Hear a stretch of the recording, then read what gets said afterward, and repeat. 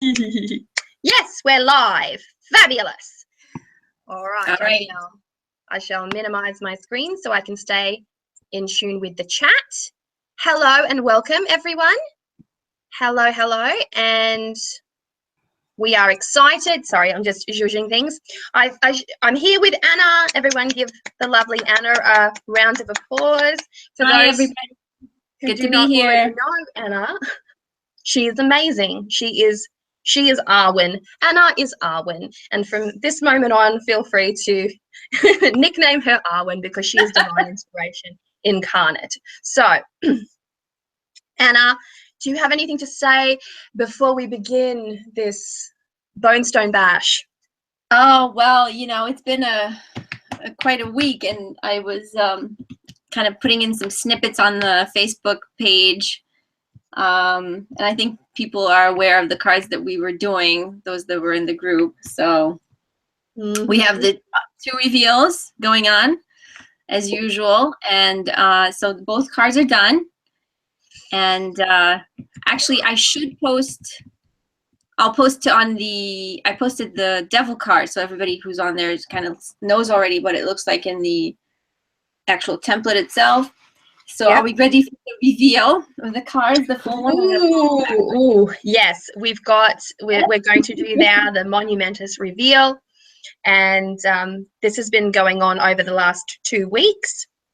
Yes. So Anna usually begins work. She sketches it out as just in case this is the first time you are stepping in here. Please know that this is the process. We sit here in these live chats and Anna and I will back and forth and we will create an image. She sketches it out. We take input from the audience as well. This is a community event. And then Anna takes it away with her and transforms it into the vision. And then we relay behind the scenes, backwards and forwards about color, about adding extra symbolism here and there. So from what you see and what you hear in these hangouts, the image sometimes does evolve a little bit beyond that because we still have our exchanges behind the scenes. And so the moment of reveal is really quite tasty because although you've been there from that creation point, there's extra little elements that will always be thrown in that will be just like a nice little surprise. So for the Bonestone and Earthflesh Tarot enthusiasts who are a member of the group, you have been privy to these images already, but now we are going to show you them live. That's right. Okay, so Avalon, feel free to jump in and comment if you have anything that I'm missing or if you want to add something. So I'm just going to hold this up here. So let me swap screens so you see what I'm doing. Okay, so I'm going to start with the Devil card and bring in the light a little bit this way. Okay, so this is the final Devil card that we worked on. You guys probably saw the sketched and the inked one, and this is the final color version. I'm trying to bring it a little. I have an actual daylight, so the colors that you're seeing are pretty close to what it looks like. So just to recap, we have the devil standing on a mount of skulls. Wanted to convey that confident attitude at the same time, all-knowing, and in her left hand, right? Because that left, she is holding a heart that has turned like has serpents. It's been tainted by vices, and she has that within her grasp. One of the snakes that she is within the heart, like this one right here, I'm gonna point to it, has a little pearl in its mouth, and behind you can see the souls that are kind of tortured behind. They're coming from the skulls, and she is half human, and her legs she is half goat, right? That's what I said. With boots, yes. And then at the base, you see a couple of symbols. There's the grapes that's related to drink, so it's alluding to that. And then you have the pomegranate that's open. It's kind of a link to the myth of Persephone, who went to the underworld and took tasted from the pomegranate and stayed behind because of it. So in the other hand, there are the coins that are falling, and as they're falling, they are transforming into the pomegranate seed, and they are merging with that. Between the skulls, we have jewels and the swords and cups, golden cups, pearls and crowns. So everything that, all the riches that we so care about that have no, not necessarily any meaning, right? Yep. Am I missing anything? No, I think you've got it all there. I would also say that it's important to remember that while we have borrowed from mythology for this one, and we will continue to borrow from mythology for some of the other cards as well, this is not about Medusa. It's also not about Persephone. It's about some of the elements. And those stories, those myths are so rich, and they represent so much, and they really touch the human spirit, especially those who are well versed in mythology, or at least have a basic understanding of it. It evokes an emotion, and that's what we were going for. We're adding those little elements in here and there because it invokes an emotion. And the devil card is all about emotion. It's all about the emotive response to it, the emotive output. There is such lust, passion, drive, ambition, wild abandonment, temptation within the construct of the archetype of the devil. And it's important to have lots of different infusions from lots of different, you know, areas of the world, pantheons, traditions, ancient practices. When I first started to describe the Mountain of Skulls to Anna, it was simply going to be a mountain of skulls. And then afterwards I thought, wouldn't it be great if we could actually add plunder to it, like a pirate's treasure kind of feel to that, you know, to that mountain of skulls, to show the trepidation that a human being can go through, just trying to attain, you know, wealth and riches and material possessions, and how it can be a lustful process that ends in the demise of the human, you know, existence. And so with that there, I wanted to make sure that that was all included in there. And Anna came up with such a beautiful color palette, that red, that vibrant red, because red is about the life force. It's all about love and passion. There are darker elements of, you know, darker elemental associational attributes when you look at the color red, specifically in color magic, and then there are some lighter, more productive ones. And so all things to consider there. Very, very rich visually. That's the aim. The other thing is, you know, a lot of the cards, you see the two figures that are chained by the devil, right? The idea of not being able to escape, and we are showing that, but we're alluding to that with the spirits that are, because we're not showing the actual physical people. We're showing the impact that this is happening on the interior, right? So. And vices are, everybody has their own vice, right? That's exactly right.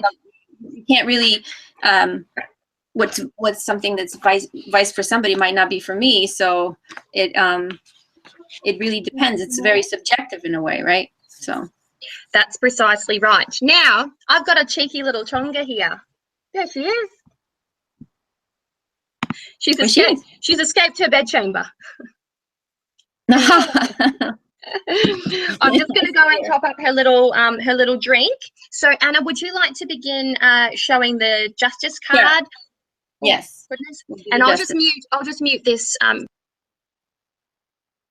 Okay. All right. So let's move on to the justice card, and so this one I did a little video, quick one that you guys saw on the Facebook group. But this is the fully finished version. Let's scoot this way.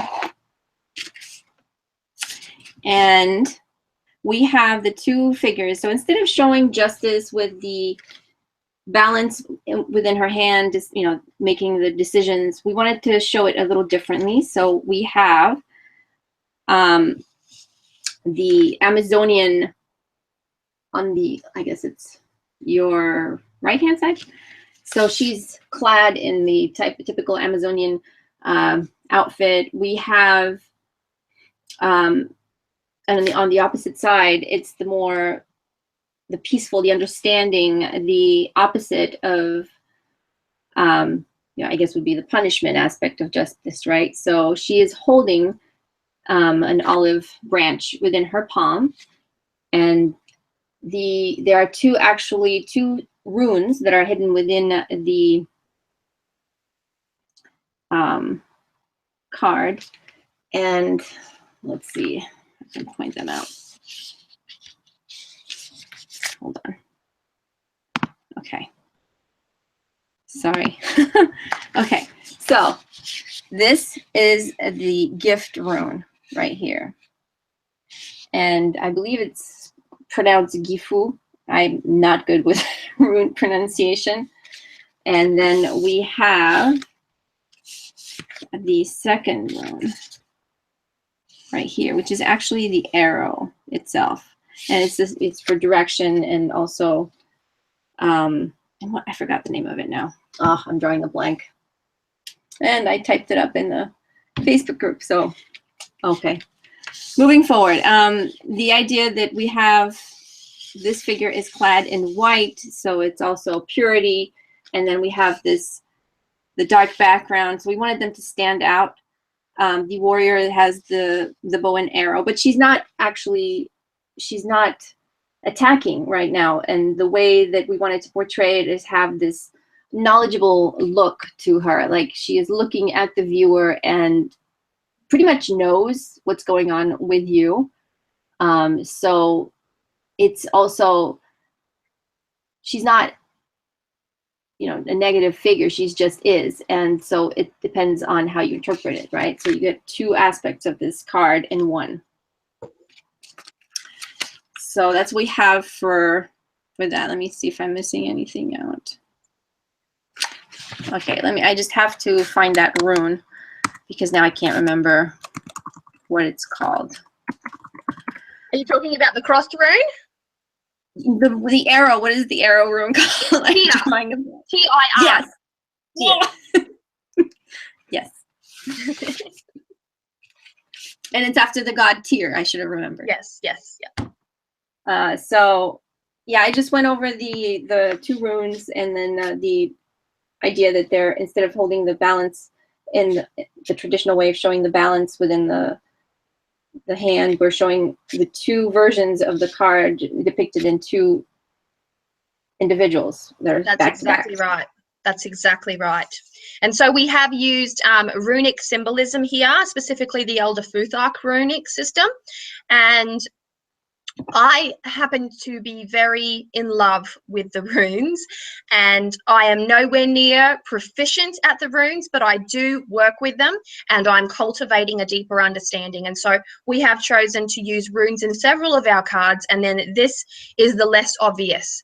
You will see it more in the Eight of Swords, and you will also see it in the Hierophant card. There are runes in the Eight of Swords and in the Hierophant card. I even think that there's runes in the Emperor card as well. But here you will see a much more subtle use of it.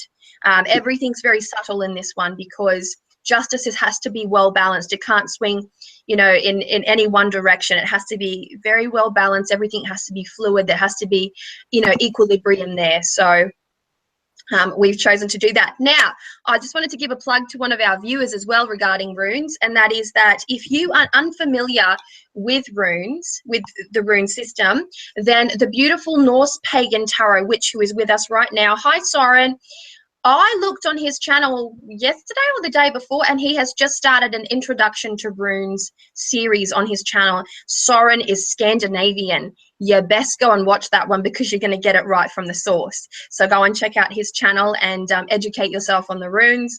Soren, I'm sending people your way. Do with them what you will. I can't really see you, Avalon. It doesn't show like you're coming back in. Ah. All right. I'm here. Can you see me? I can see you, but I don't think that it's switching from you to me on the... Oh, now I see you. Yeah.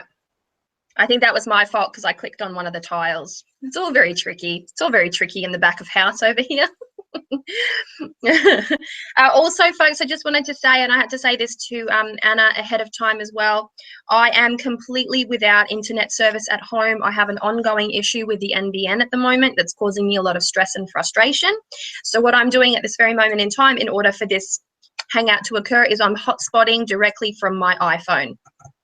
And so if there's any interruptions, I will jump back on as quickly as I can in accordance with what kind of tech is available to me in this moment. So if it gets a little bit sketchy here and there, just know that this is the reason why.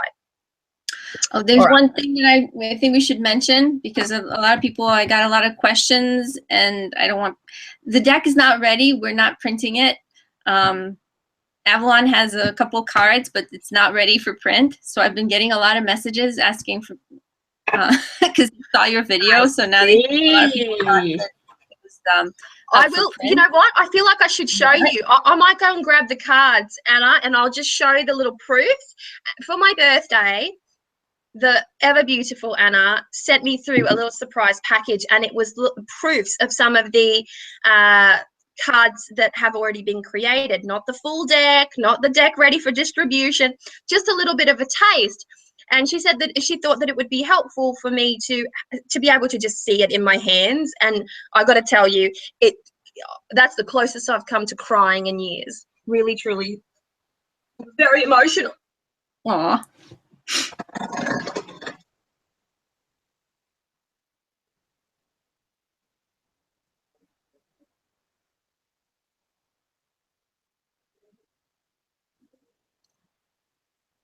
Can you guys hear us still?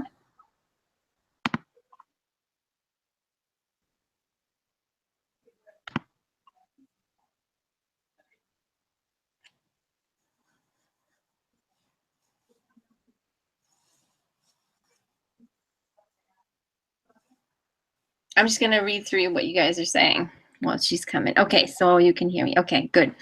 Righty.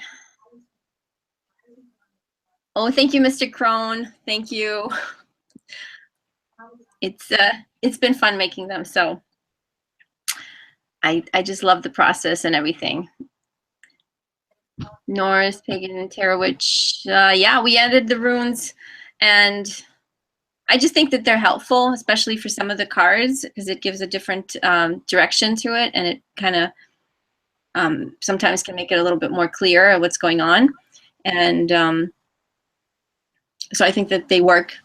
We do not put them in just randomly. We kind of, I know Avalon has a very good idea of where they should go, so we kind of sneak them in there. I know this one we kind of did a little see who can spot the runes. A bunch of you did, and they were sneaky.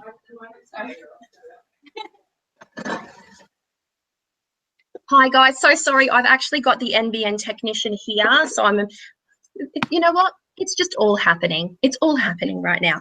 But I have here, actually, this is a bit of a reveal too, because I don't think that we've actually shown the backing of the card. This is what the backing will look like. If we haven't shown you already, and I'm pretty sure we haven't, this is what the backing will look like. And then, of course, this is what the cards look like. This is the first time I'm seeing them from the printer, too. Oh my gosh, that's so exciting. Look at how gorgeously vivid the colors are, and how, you know, just beautifully shaped, and how everything is in alignment. There's no pushing, and look at the Hierophant.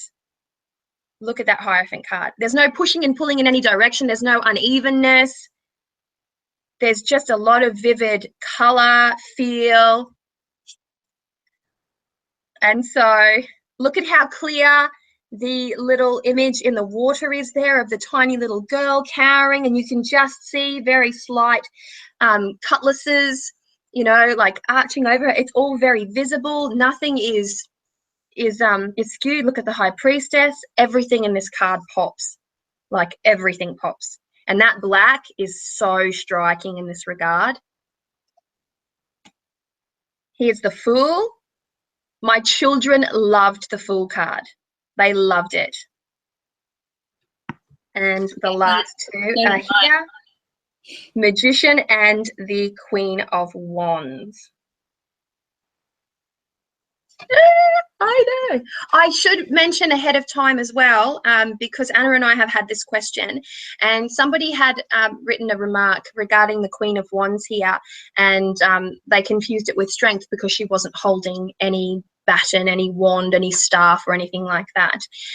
You're not going to see too much of that elemental, presence. You will, yes, but you're not going to see too much of it. I don't feel that for this particular deck it's necessary to have her holding a staff to invoke the energy and the element of wands here. She has a distinct color palette. Her suit will have a distinct color palette, and you will be able to tell from the color palette. So there is that, and so that's what it looks like. All righty. Any questions? 1,000? When can we buy it? Alrighty. So, oh, hang on. Are you reading any of these comments, Anna? They love it. That's awesome. I'm going in now. Just freaking beautiful. I love it. I love it. Love it. These are incredible. Need this deck. Yes. Oh. Hello, Arwen. How you going?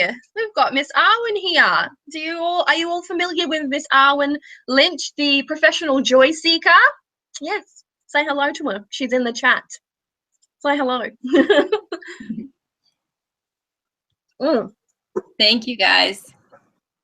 All right. Well, Anna is very, very good at what she does. I hope that so far she has inspired your confidence in her so that everything she touches, I'm telling you, she's Arwen, everything she touches is extreme creativity here. Not everything. I cannot bake. I cannot bake. Oh, alas, you're human. She's human. I can't bake a cookie to save my life, so my kids will testify for that. I'm with you on that one. I'm with you on that one. Should we ever get together, let's just make it a takeout night. All right, so we are going to tackle a new card. So far, we haven't talked about more than one card, although things naturally evolve. And so today, excuse me, I just had an ant roll out of my computer, which is so we're going to be doing the Hermit card today. Woo! I love the Hermit. Now, I think I could go ahead and say that the Hermit is probably one of those, the sneaky favorite amongst many. It might not necessarily be the card that makes or breaks your, ability to buy a deck or your desire to buy a deck, but I do think that it's one of those cards that is incredibly important because I don't know what it is essentially about the Hermit. It is a very comforting card. It's a card of the recluse, and we all go through periods in our life where we want to be alone. That period could just be like 5 minutes to yourself hiding in a pantry from your kids. It could actually be a retreat. It could just be this desire for seclusion, to unplug, to get away from that matrix of energy that's in cities and in congested households and streets and things like that. And so the Hermit does call a lot. The archetype calls to us all at different stages of our life, and it's one of those beautiful things that need to be honored. And so when people do see a tarot deck and they see that lamp of the Hermit, or however it is that the Hermit has been personified in that particular deck, it calls to people on a very subconscious level. For some, it might be their absolute favorite card. For others, it tugs at you in a really unusual way, and it's a card that people look at very closely, whether they realize it or not. And that is something that I came to understand only in the last probably 18 months, and I've worked with tarot for a long time, but there are certain cards that just call. We've heard this over and over again. Like my card that calls to me is the Hierophant. I look to the Hermit next. I have the Eight of Swords and the Three of Swords, and you know, there are just cards that naturally call to you. Anna, what are your cards that call to you? I have the Hermit. Well, so there's a couple of cards in that I always look at when I buy a deck, and first of all, I love the sword of the swords, so that's my go-to suit. But I look for the Hermit, the Death card, and the Three of Swords, the Ten of Swords, and the World card. So those are the ones that really trigger me. And if those don't, you know, I'll still buy the deck, but I usually, when I look online and I look at the images, I'll be like targeted for that one. So that's exactly right. Yeah, I know. And right. It's a thing. Like I remember I was, you know, I might have already spoken about this as well, but I was on one of these beautiful, you know, tarot chat. I think it might have been Tarot Nerds or something like that. And I put down that, you know, if the Hermit doesn't have his lamp, his light source in some regard, it's a deal breaker. I love the Hermit's lamp. It has to have that light source. It has to have that illumination aspect to it.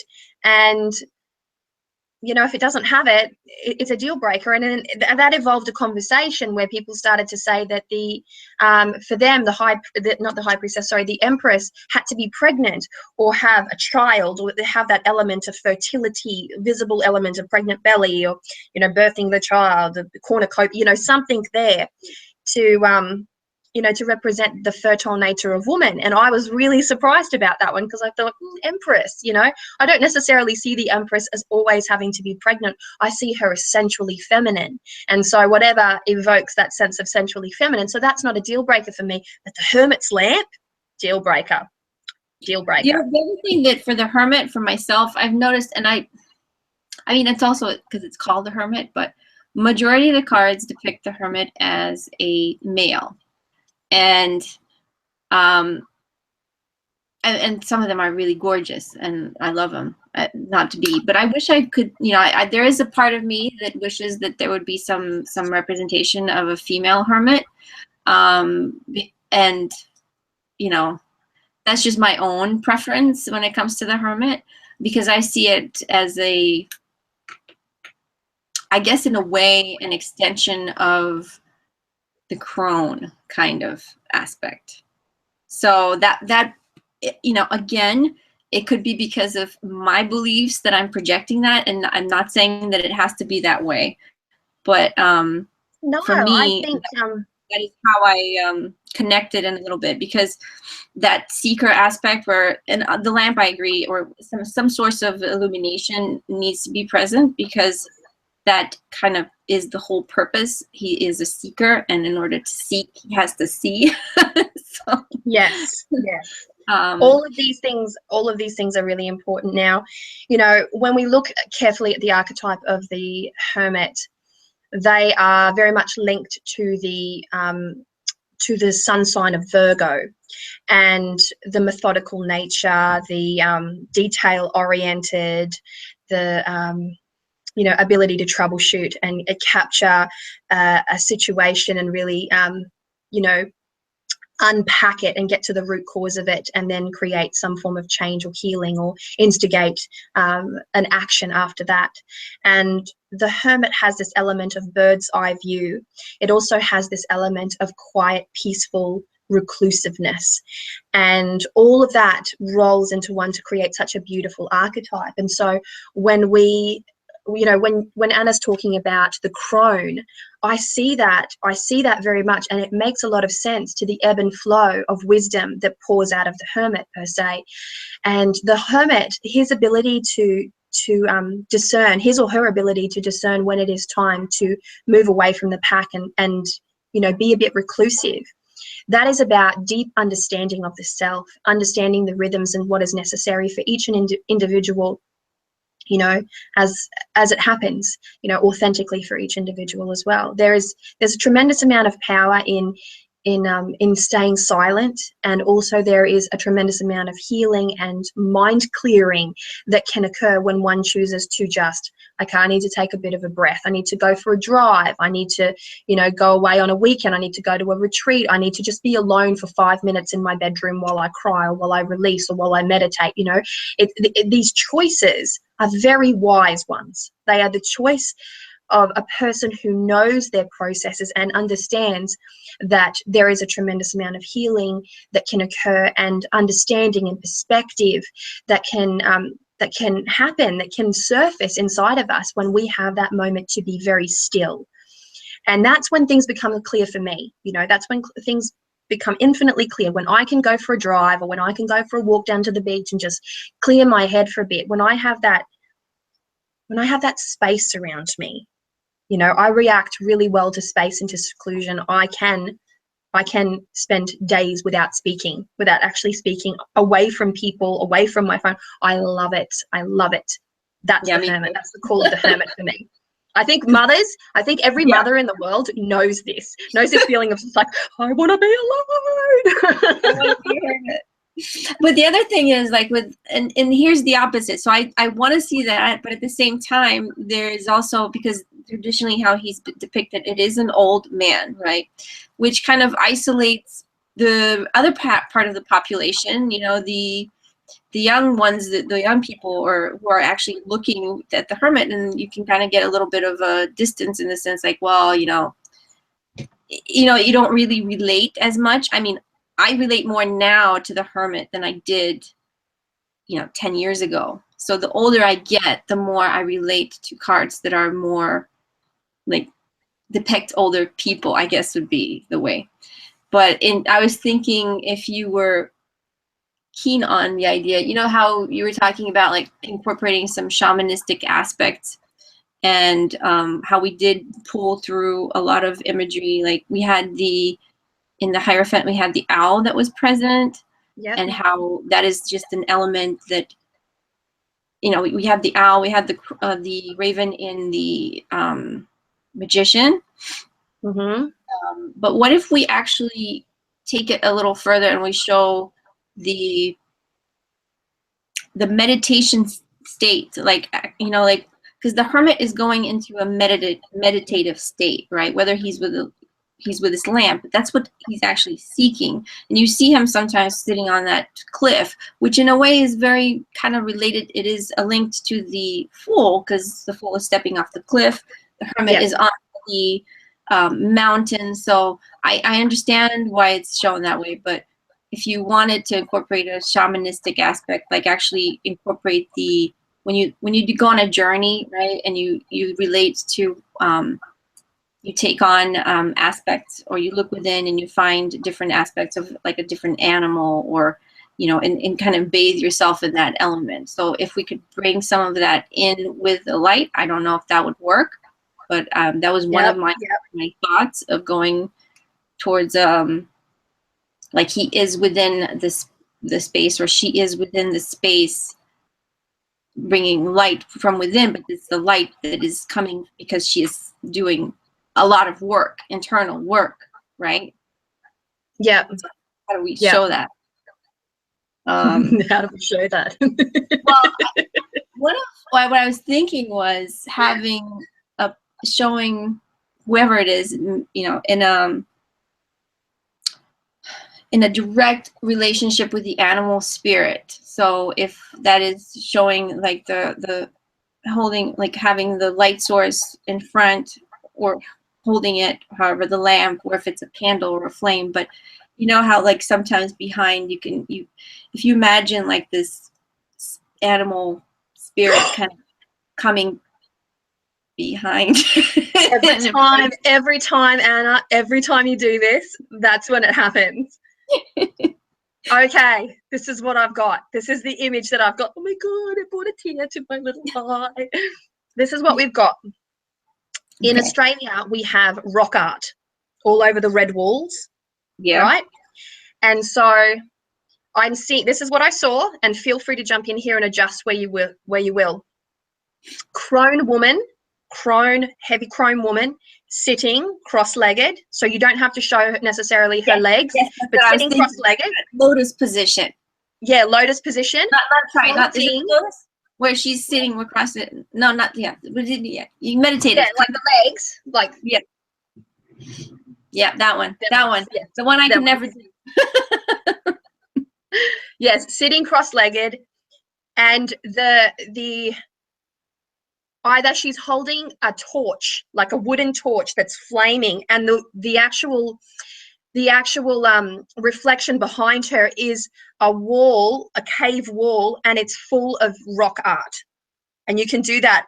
You can add every element of animal that is a loner or that seeks wisdom, and lots of symbolism like illuminated behind. But she's bigger. Like, how can I say this? How can I say this? Like, she's enormous in this, and the walls around her are just there to, it's a symbolism aspect. And nice. and I don't know if this is possible, and you have to tell me if this is possible. Is it possible? Like, she's got this flaming torch, right? Very old school shaman, maybe like dripping with like bones and a bit of like bead, and like she's hot, like the cloth, old school style. And within that flame, there could be the constellation for Virgo, very subtly put. The constellation for Virgo in that flame. Is that too much? Is that over the top? No, is that I think OTT? it can be subtly done, but like little sparks, like yes, like little. Yes. I have to look the Virgo constellation up though. I'll do that right now. Let me just minimize. Okay, Virgo constellation. There we go. Okay.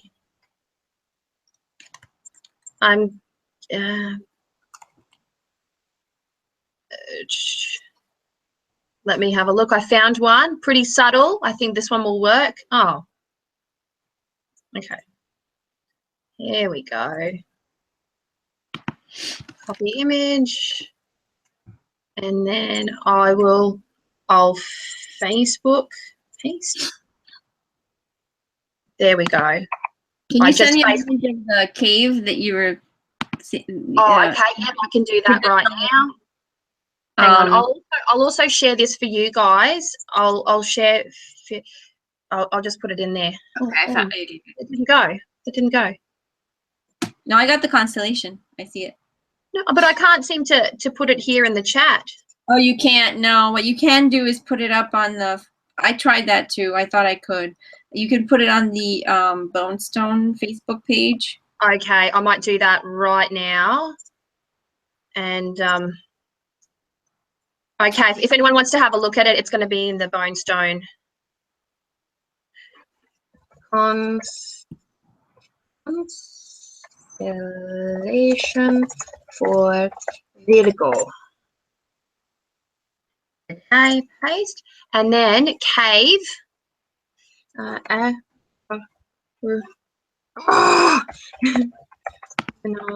Cave. I'll just put here Aboriginal cave so you can sort of see what. Oh my God, there's too many awesome ones to choose from.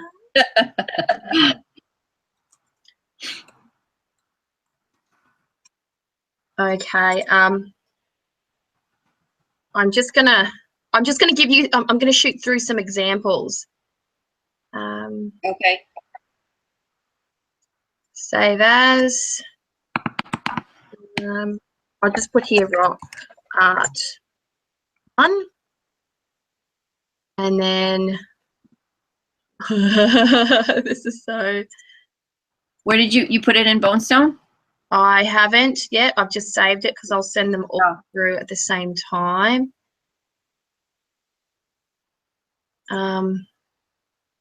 Oh my God, I can't even choose. They're all so awesome.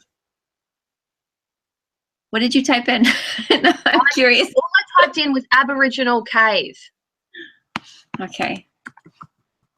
Yep, Aboriginal cave. If you type in Aboriginal cave, have a look, and I encourage anyone else who wants to as well. Like, it's a red cave, and it's full of, like, there's a lot of rock art around here, and yeah, I see it. My daughter's awake again. She's not going to sleep. So There's, proceed. I see what. Okay. See what I mean? See what I mean? Yeah. Like that color. I think I think it will throw really well, like the red light, like the illumination aspect of it. Very like beautiful crone woman. Like eye contact. I think eye contact is important because for me, Virgo are detail oriented and they can't see with their eyes closed. Yes, can I help you? So a torch, right? I think the torch is much. I mean, for this particular setting, I think that it works much better than a traditional lantern. You know, because I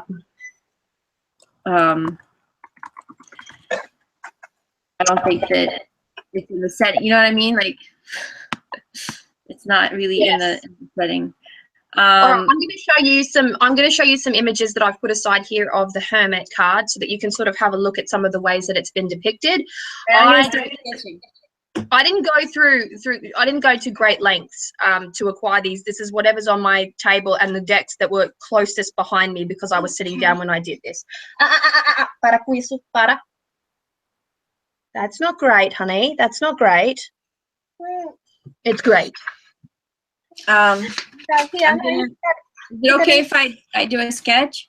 Yeah, go for it. Okay. All right, so this is what we've got.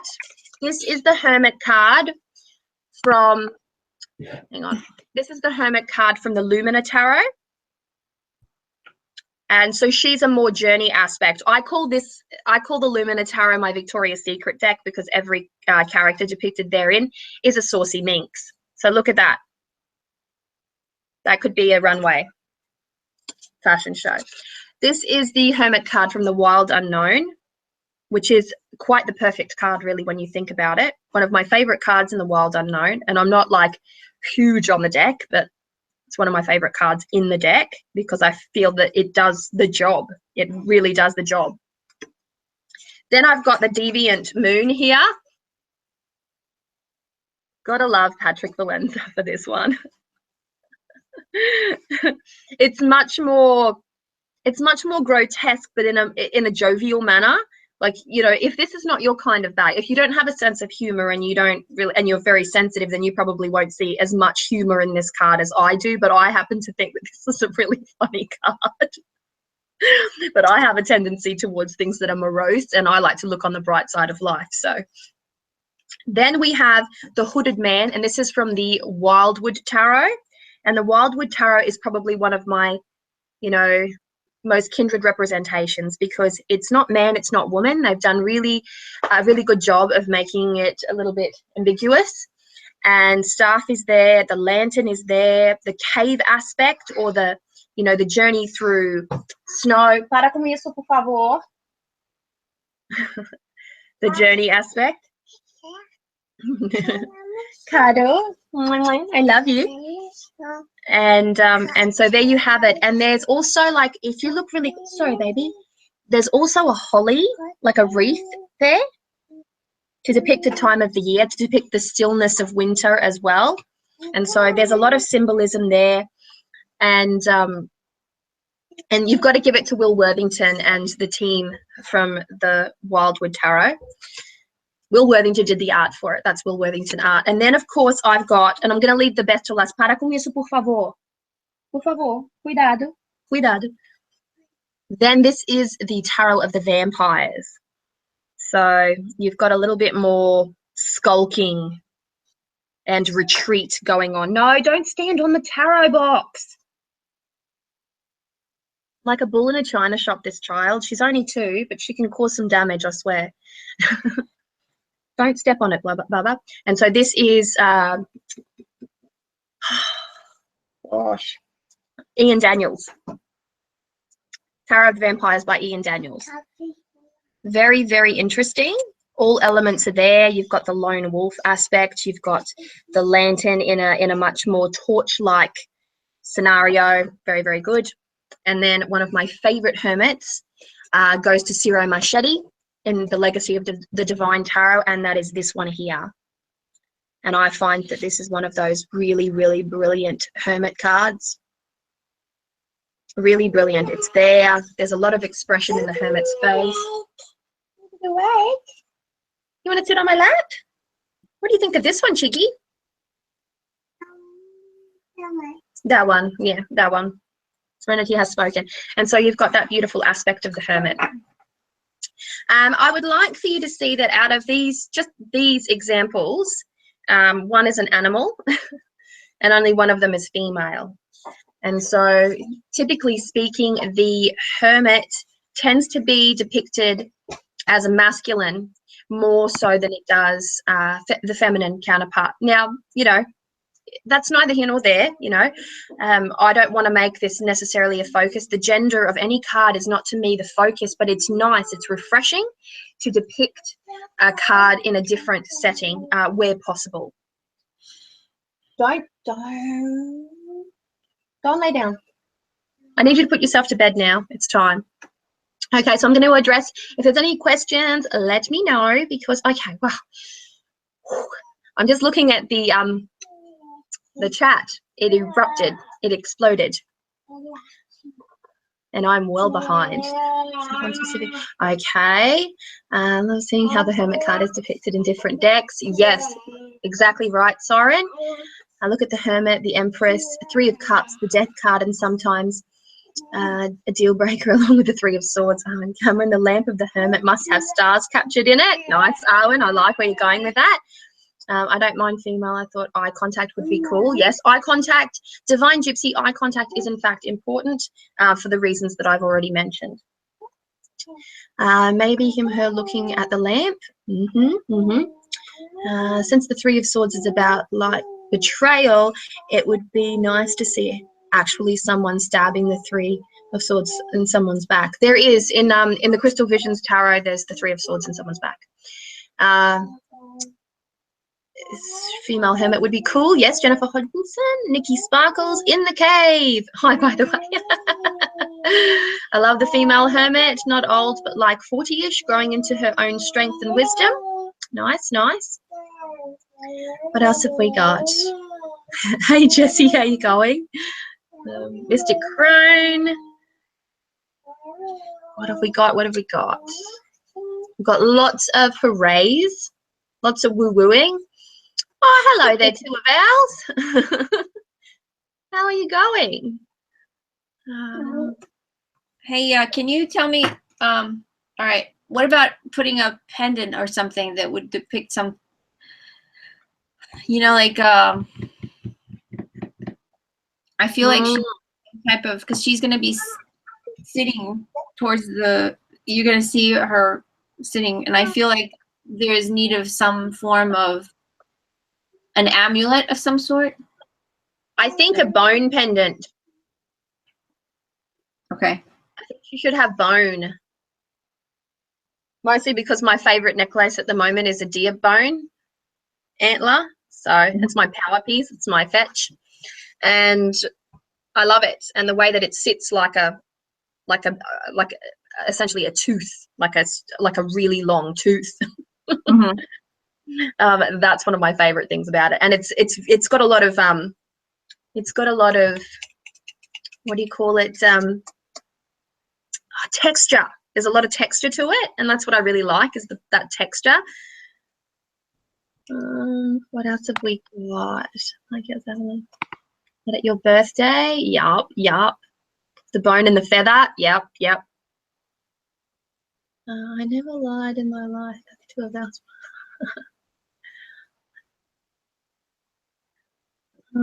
Maybe her cape emerges into the cave. I don't do capes at all. What? I'm just reading some of these really funny comments. I don't even own a tarot deck. I do have several oracle decks. This will be my first tarot deck. Aw, Laurie D, that's awesome. Laurie D writes, confession. I do not even own a tarot deck. I have several oracle decks. This will be my first tarot deck. Watching this unfold is so exciting and special. Thank you both for sharing this process. Thank you. for joining us. Now, Two of Owls, how does one get in contact with you, young man? Because we were trying to get a hold of you for a Spread This Witches, and I don't use background communication on YouTube, mostly because I find it useless. I very rarely check my YouTube messages, you know, the background. I'll check my comments, yes, but not the YouTube messages. And so I find that really redundant. I don't communicate with people that way. I actually hate email. I'm really not a fan of email. The way that I usually primarily communicate with people is through Facebook Messenger. The only reason why I see these emails that Anna sends me of my cards is because she go, I've emailed you these cards. And then I know to then look. I don't just go every day. It's not a priority of mine to go in there and have a look. It's just, okay, I'll go and have a look in a couple of days' time. I email them, I Facebook them, I send them in multiple places. She does the trifecta. She does the trifecta. Which is fabulous. So, do you also read oracle cards? Says Megan Delvin. Yes, I do. I have a couple of 100 oracle decks that I like to use. My collection's disgusting, I know. It's very excessive. No one needs that many. Ah, well then.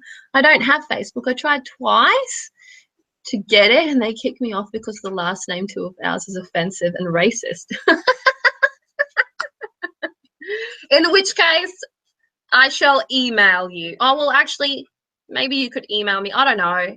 However it is that you want to do this, you just let me know and I'll make an exception. I'll make an exception. I'm on email every once in a while and so we can let's arrange something. Apparently Two of Owls as a last name is offensive and racist. Oh my gosh. Yes, FB can be asinine. The key syllable there is ass. Oh my gosh. All right. Well, Mr. Chase Two of Owls, Spread This Witches. We want you. And it's going to be fun. So it'll be fun. Yes, okay. It'll be fun. I got a bit distracted. Maybe not really. Email Facebook asking to change my last name because it's racist and Facebook doesn't stand for it. Oh my gosh. Facebook really doesn't know what's up, does it? Does it? I mean, come on. Baby, what are you doing? She's just playing with the nappy on the floor, a clean nappy, mind you. So, but she's here in the background, so if you can hear the rustling sound, if you can also hear the beeping that's occurring, that's because I have a technician working on my internet at the moment. The internet that doesn't work. The NBN that doesn't work. I'm done with this, but I have an idea that just came through. Can I just sketch that out quickly? So I'll show them at the same time. Yes, yes. Okay. I'm about Chase. I'm gonna apothecary@gmail.com. I'm putting my email here for you. And if anyone else wants to email me, that's fine. Just make sure you do it in the 24-hour period because I probably won't check it for another 7 days. Unless Anna sends me through something. People need to let me know that they are sending me an email. Otherwise, I'll just forget. I'm not very diligent with email. Yes, mostly because, you know, I've got too many ways to be reached, and I just prefer to stick with one channel, as I'm sure many understand, and probably as well. I've been getting crazy messages. I got stuff. Okay. All right, so hang on, let me unclick myself. There you go. I'm going to start with the one that we talked about, and then I'm show you the alternate version. Oh, you did too. I did too. They're similar. They're similar. A little different, but okay. All right, so I'm gonna flip this around. Hello. Oh, you're so cute. Okay, so I'm gonna bring this a little closer. Okay. I'm gonna do this. Okay, so I have her sitting, all right, and there's the torch. Within the torch, there's a, well, you can't see it. There's a constellation. It's going to be made with, light, so it's kind of hard to draw. And then so I have her as a older female looking at. She's staring at you. There's the bone a necklace, and the behind will be the texture of the cave, and the drawings I have right now is snake, and then there's like some handprints behind. There's also there's figures. So I'm pretty much going to take a couple of the cave images that I find and put them in the background, and the light source will be mostly within this area and behind her. Everything else below and at the top will be very dark. So that's the first sketch. I like it. Sorry, I have to mute. I've just muted my mic because my daughter's making dinosaur sounds.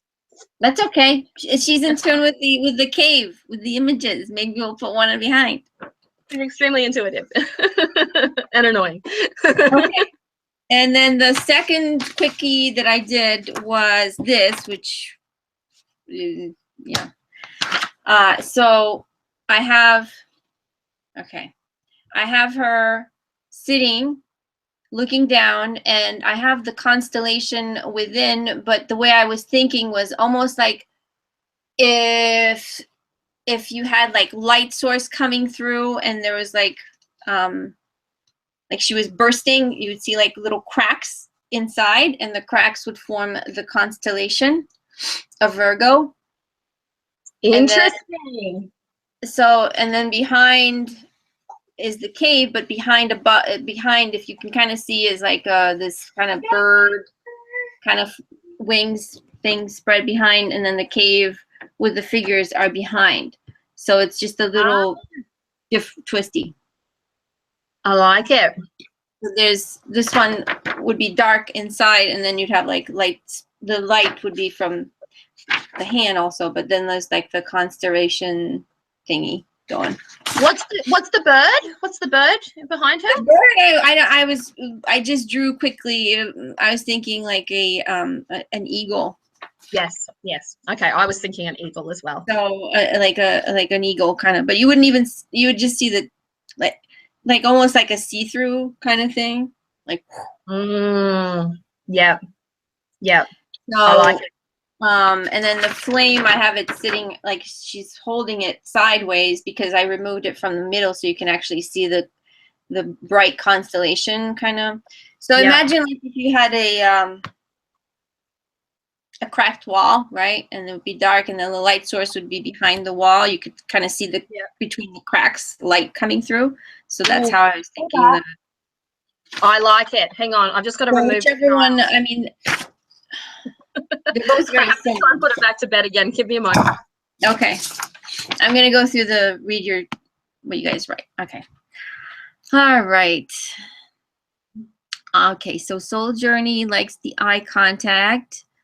Okay, yeah. Yeah, well, you can kind of see, you're not going to be able to see her whole face, but you'll see her face. Wild Surrender likes the second version. The second one incorporated the eye contact. Yeah, that could do that. I could do that, Divine Gypsy. I can flip it around. The second one, I had her with her eyes closed, like she's in meditative position. So that's why she was kind of standing, looking down. Me Too, second. Nikki Sparkle, you like the second one. First one, we should just do both, right? Just do both cards, and then you can just choose one, when you're working. It's like choose your favorite hermit. Because it's kind of hard to choose. Let's see. Ariana 6, I really like the second version. Spoke to me on a beautiful level. Thank you. Divine Gypsy, you said you liked the second one. Okay, because I'm scrolling up. Okay. So let's see. Let's do some. What do you guys think should be behind her in the cave? Like, what images do you think would be cool to incorporate in terms of? Now, like old images, they had like the animals, so pretty much what was going on in their lives, right? What should be put behind? It could be really interesting. Okay. This is the pendant. Hang on. I gotta undo the thing. This is the pendant that I was talking about. Let me see. This is the one. This is your one. Yeah, that's cool. That's big. Can you put it against your chest? Okay, yeah. so it's pretty big. It looks like it's about 3 inches. Yeah, it's about that. Mm-hmm. Nice. Yes. I can do that. Yes, I like it. I was just going through the chat, trying to see what everybody. I think we are going to end up with two hermits. Oh my gosh, very Aboriginal. Love the Aboriginal kangaroo. Yes. So I asked them if we should put in the background of the cave, like some images that would be some ideas of what could go behind. Well, Virgo is very earth. So something from the animal kingdom would be naturally represented. Oh, Christina D said the spiral. Spiral is a good one. Spiral is a good one. I always like incorporating spirals. There's this element of masks. Look, this is what I've seen when I've gone to rock art sites in the middle of bumfuck nowhere. I have literally had to crawl through caves to do this, and creepy because you have to go through spiders and sometimes snakes. But animal, man, face, and lots of handprints. Handprints are a really big one. Okay. So lots of handprints. Why are the handprints? I mean, I'm just curious. Is it because they're trying to make their impact, or they're? Who knows? Like, I've never really looked at the symbolism behind it, but I believe that handprints are more a Neolithic thing. So lots of cave dwellers did the handprint thing. This is cross-culturally speaking. Also, there's dot art, like a lot of dot art. Now, in Aboriginal culture, the rainbow serpent is the creative spirit, and they have the Aboriginal rainbow serpent. They also have the concept of the dream time. So this is the time of creation, the dream time where animals roamed and etc. You know what? Wait, I've got something.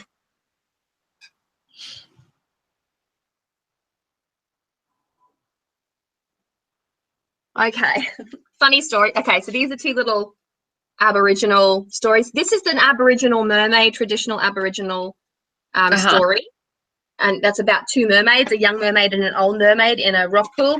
And this is the Wallaroo. And so you will see here, in the background here, that's a bit of cave art. Oh, okay. And then in the front here, you'll have Skinny Man. That's a bit of cave art.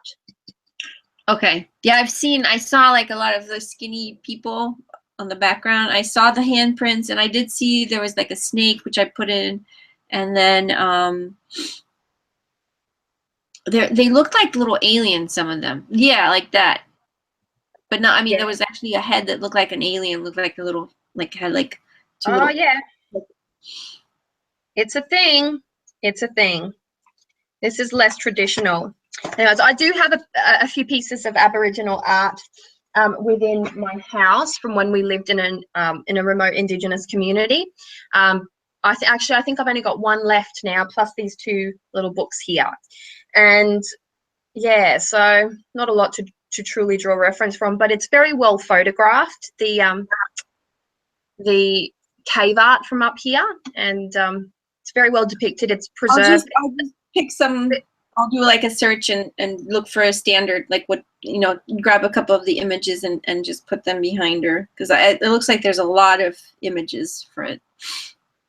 That's it. So let's see. So which one are we going for? Lift them up. Okay.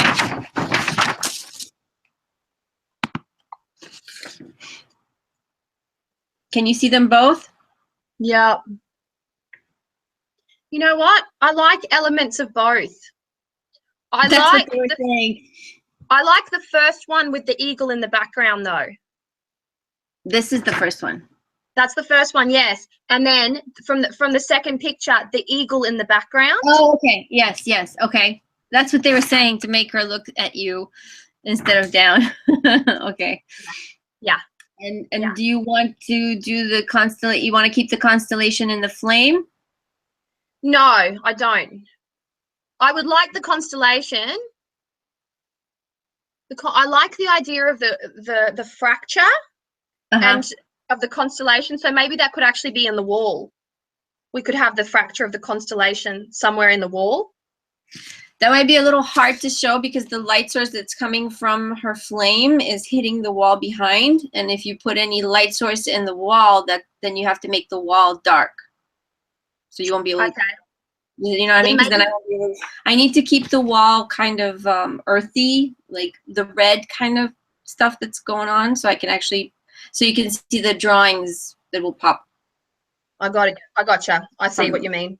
So I'm thinking maybe if we modify the pendant, if we make the pendant a little bit different, the constellation can actually be within the pendant, and it could be like a source of light in itself, like more symbolic of light in. So there could be, essentially there would be two light sources in that regard, or more one primary light source, one form of inner illumination. Is that too much light? No, I mean, that's what I did with that, you know, I just put it on her body. She, you know, but it's, we can put it in the, we can do so it'll be like a constellation pendant, pretty much, right? Yeah. Like it'll be like it wouldn't be the bone. It won't be the bone, yeah. Be the bone. Okay, let me erase it. That's a bit sad. Now, is she? Here's an important question, as with all things. Is she tattooed? Does she have tribal markings on her? Well, you won't be, the thing is, the way that this is illuminated, it's going to be she's going to be illuminated kind of like the way the magician is.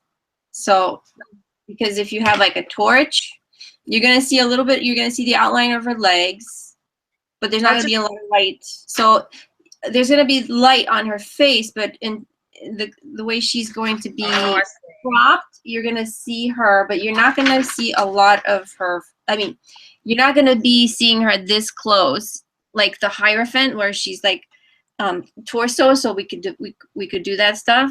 I don't know if you'll be able to see it that much. So we're looking at that. So just about the face. Yeah, in which case it'd be pointless to put it in there then, because I don't necessarily want it all over her face. Yeah.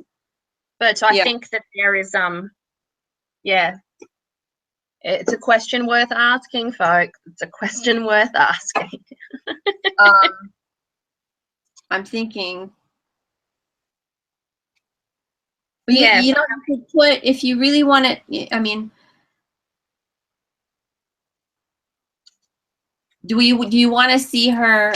Because right now I have her with a robe on. Like if I took, right now she is old, you know, she's like a crone kind of looking. So I can, if I were to remove some of the robes, you could see, like, you could have some stuff on her arms. And what's going to be more forward would be like, so the legs are going to be forward, right? Because the way the position is. So the legs are in front. Yep. These are going to be a little further. So you could have some stuff going on her legs that you'll be able to see. Yep. You know, so that there'll be stuff there. If you want to keep her robed and expose the legs, we can have stuff going on her legs as she's positioned. Yeah. Well, I think in the moment as you're drawing it, just sort of feel your way through it.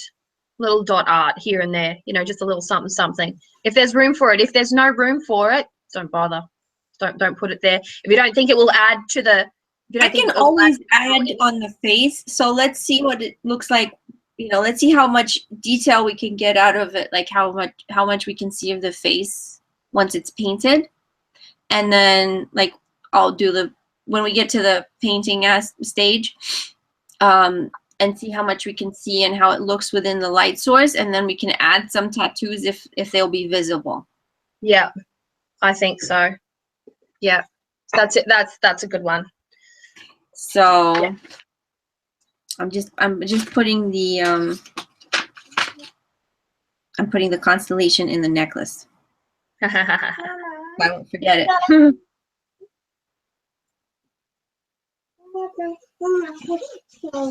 You need a nappy change? You do not need a nappy change. There you go. There you go. What was I going to say? Oh, yes. Okay. Again, it's important to note that. Hang on, baby. Yes, I'll give you a nappy change.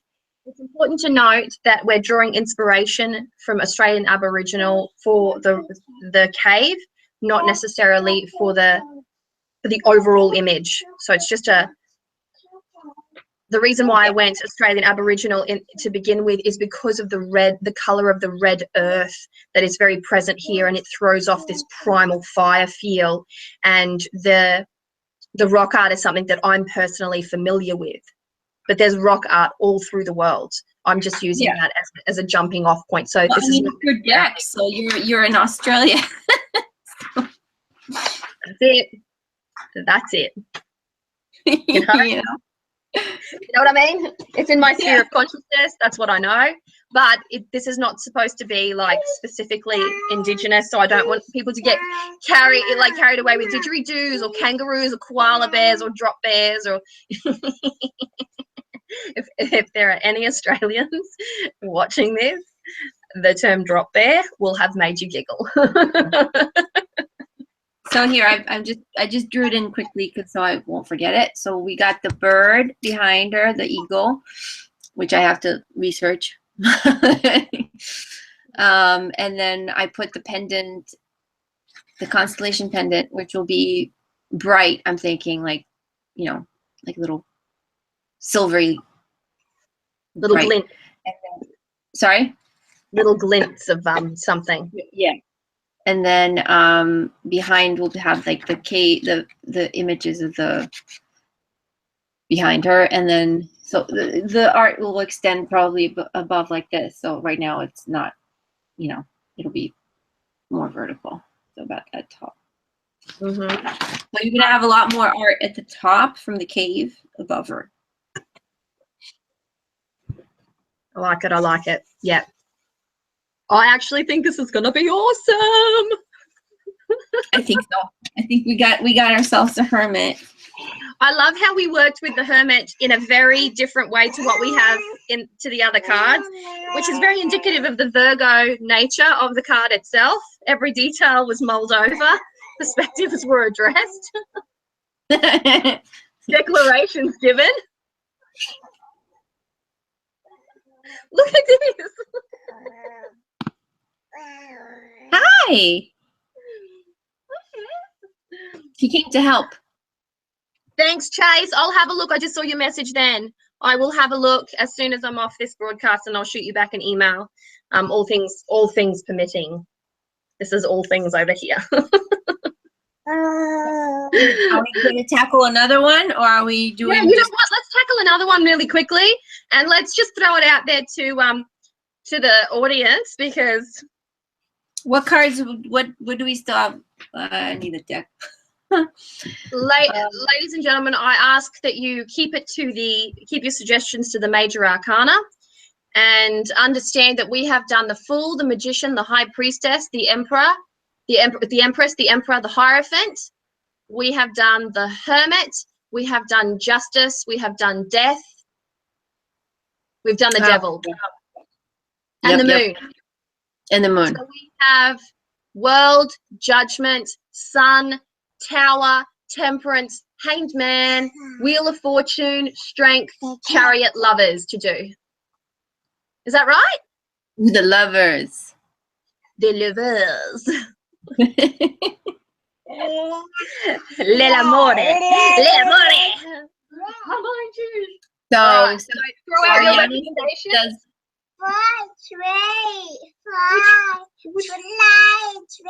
Yep, that's what she said. Ariana 6 says to do the tower. Jessie said the tower. The tower.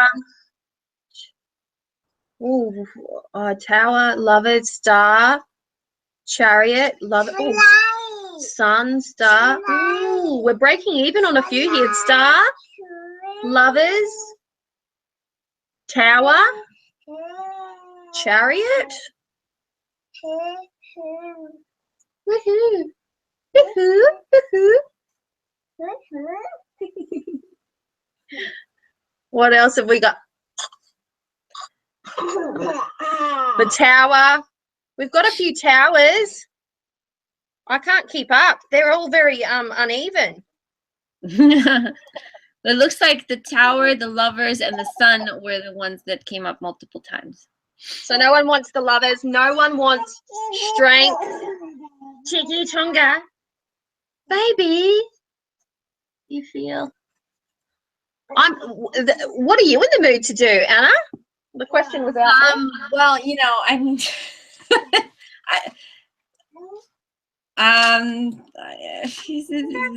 let's see. We did the devil, so that one's a very serious, very kind of a darker card. So maybe we should do something that's more uplifting for this one. Like the sun.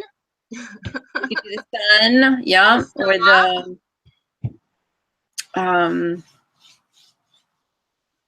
which one? So, sun or lovers is fine. I mean, I don't care, whichever one you guys want. But yeah.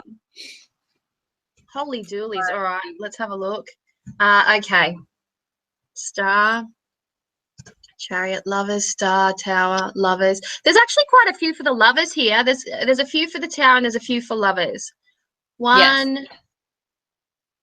Maybe the lovers, lovers, lovers, lovers. The sun,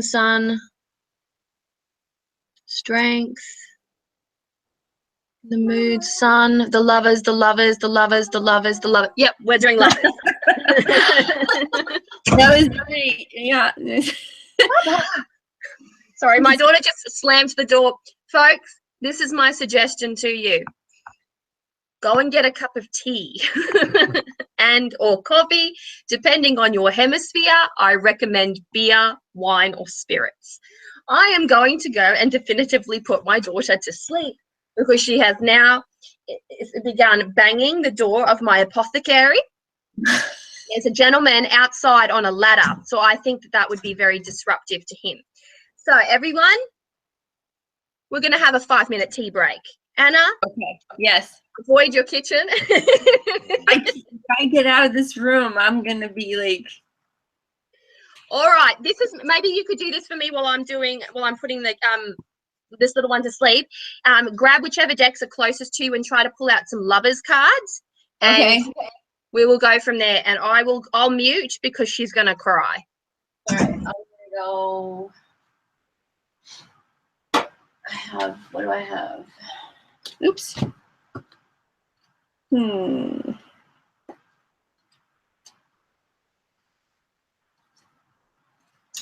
No, I forgot I don't know what's going on with you guys tonight. I'm like totally spacing out with everything.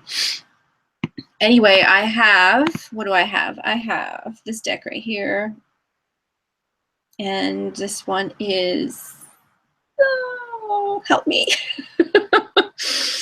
And I've been working with it too. Okay. Okay. Looking for the lovers, and I have the Mary L. Let's see.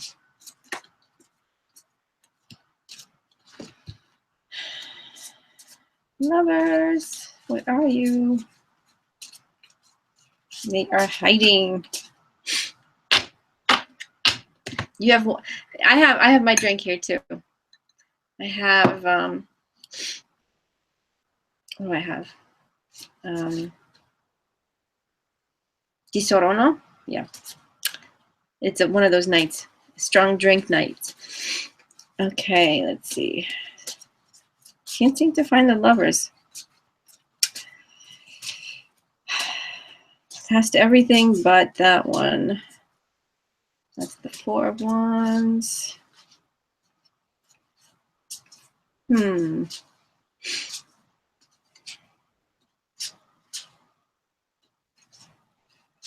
Come on, where'd you go?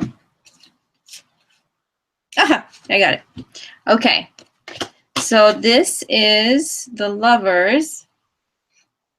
And I think this is Modern Spellcasters. Yes, this is the one. This is the Lovers card. And you know, for this deck, actually, it reminds me of the Two of Cups.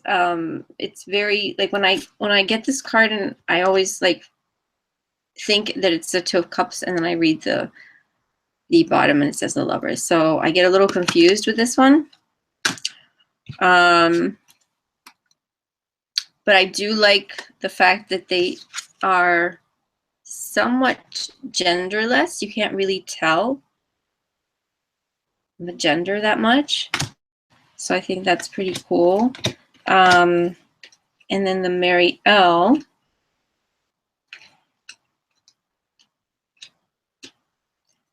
What do you guys think of the Mary L? I'm afraid of getting the Hierophant for this card when it comes up.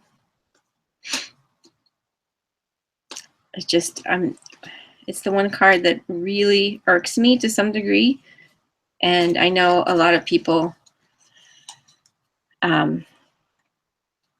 get that way with it. So let's see, where are you, Lovers? 10. King. And you can see I actually did trim it. I trimmed the Mary L, and I decided to just write on it. It was just way too big for me, and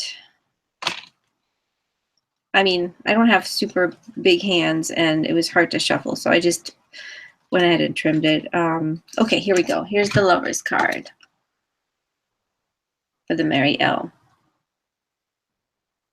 And I like that. I like that. I like the honestly, I like the relationship between these two people more than here. This is more of a friendship, I guess. I do get more passion from this card. So if you're going for a more emotional aspect, I think this is just my preference.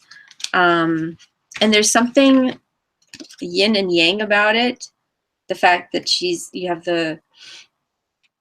more like, he's robed also in white, and then you have the African-American woman here. You do get that whole yin and yang aspect, and I like that about it.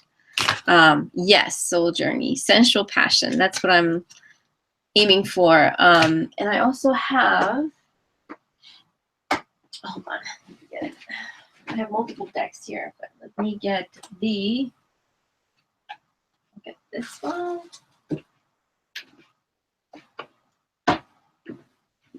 The Anna K. I just like the Anna K. It's one of my favorite decks. I know it's a very simple. I like the fact that it's small. It fits in my hand, and this is actually from her that I got. It's directly from the artist, because I know the mass market one is a little larger. So I do like that. It's a little smaller. So where's the Lovers here? The Lovers here I think is really interesting because it takes it to a different area. It's the old couple, and now I can't find them. I'm just going to look. So they are in the Druid Craft. Yeah, I have the Druid Craft somewhere, but I'm looking for the Anna K Lovers, because they are. Oh. It takes it a little different. Like you have instead of showing the young, passionate couple, it's showing more of the love that's been cultivated through time aspect. So I do like that. So there's different. Yeah, here we go. So there's this. Oh, that's nice. That is a good Lovers. Anna K is a great deck. Yeah, so it's more subtle, but then so I was showing them the Mary L. So for passion, I said it has like that passionate aspect, and then the totally opposite of the Lovers from the modern spellcasters is very kind of Two of Cupsy. Union of opposites. What I do like about it that it's sexless. You can't really tell if it's a man or a woman, and in a way, I know that works for same-sex couples, because I think it's very hard to constantly see all the decks, if they have like very straightforward Exactly right. I'm just going to search for a few of the representations of the Lovers for the cup. Aha. I'm getting there. Not as hard as it was last time.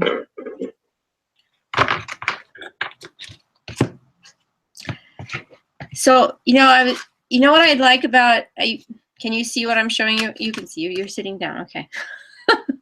I like the fact that the Mary L has this idea of yin and yang going on here, just like color-wise going, there's like the whole, and the way that I almost want to see more of it. Yeah. Of that effect, instead of just a little bit of it. So, that's just one thing. I like it. Here's the 3 representations that I just dug out really quickly. First is the Deviant Moon. Oh boy, I don't have that one. So fabulous, God. This is the Tarot of the Vampire, Ian Daniels. This is a beautiful one. Did you just get that one? I beg your pardon? Did you just get that one? Is that the new? Oh, no. Tarot of the Vampires. This has been around for ages. Oh, okay. Yeah. Tarot of Vampires, Ian Daniels. Legendary. And then the one from the Druidcraft Tarot. Yeah. So I think that there's that passionate aspect to it. Now, I happen to think. Yeah. Okay, this is how I feel, and I can't help the way that I feel. The name of the card is the Lovers, right? Yeah. And then over time, the Lovers came to evolve in its concept and mean things like co-creation, partnership, togetherness, union, amicable agreements. It's evolved, to a more modern concept, but it's still called the Lovers, which is very confusing, actually, to me personally. But exactly, right. And so the aspect of the Lovers there has to be passion to it. For me personally, this is how I feel. You can, for things to go really well, for them to gel, for there to be co-creation in any capacity, there needs to be a desire to create. That desire to create needs to come from the internal fire of passion, and passion can be born of many things. It can be born out of necessity. It can be born out of lust. It can be born out of hunger. It can be born out of various different things, but passion is passion. And the Lovers, to me, need to be a passionate card. The Lovers in the Mari L Tarot, beautiful. Now, there are those who prefer me to say Mary L. I say Mari L. There's beautiful, because there's that union of opposites. There's that yin and yang aspect. And I think that the thing that makes that card so beautiful is that it's abstract without being too abstract. You know what I mean? Yeah. Can you hold it up again for me, please, Anna? Is it there? Is it there near you? Yeah, I trimmed it. So, yes, I have butchered it. No, it's beautiful. It's beautiful. And there's just like, it's not abstract, but it's abstract. You know what I mean?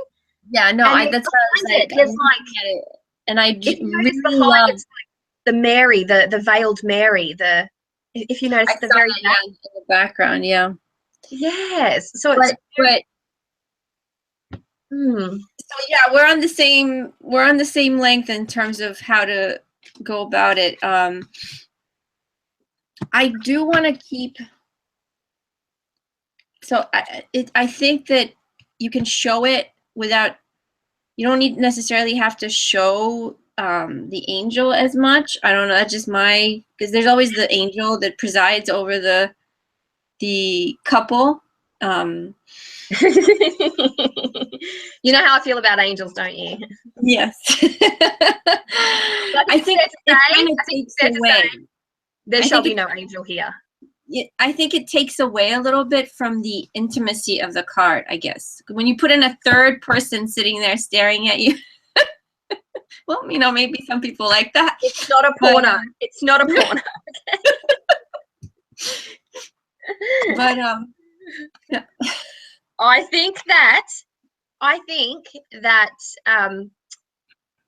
okay, so in keeping with, okay, I don't want an angel in there, right? I think that's fair to say. I'm not an angel person. I am actually quite turned off by depictions of angels.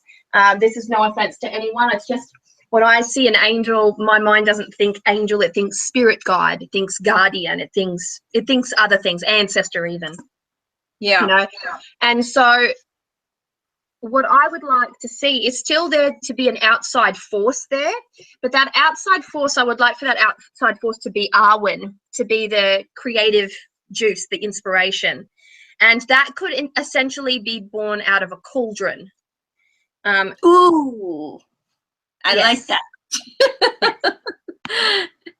I like cauldrons in general, but yes, I like cauldrons in general as well. I think that there's that element of creative aspect. There's also the myth of Ceridwen, the Arwen, the Taliesin, Mordor. Like there's a lot to do there with the cauldron. But I think if you separate it all, I have an idea. Hold on. They're a place of creativity.